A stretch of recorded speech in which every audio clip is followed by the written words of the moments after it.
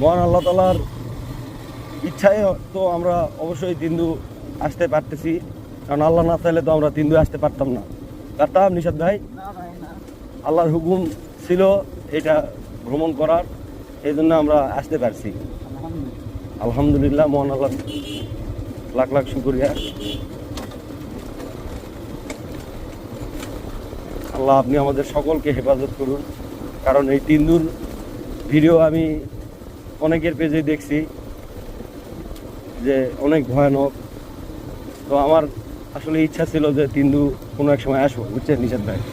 তো আল্লাহ হয়তো আজকে নিয়ে আসলো। এবারে কিন্তু তিন্দুই আসবো এরকম কিন্তু প্ল্যান ছিল না, কিন্তু আল্লাহ তাআলার ইচ্ছায় আসতে পারছি। আল্লাহ আপনি আমাদের হেফাজত করেন, আমাদের ওখানে সকল ধরনের ব্যবস্থা যেন সহি সালামত মতো হয়, থাকার এবং খাওয়া দাওয়ার, এবং আমরা যেন ভালোভাবে সবাই বাসায় ফিরতে পারি।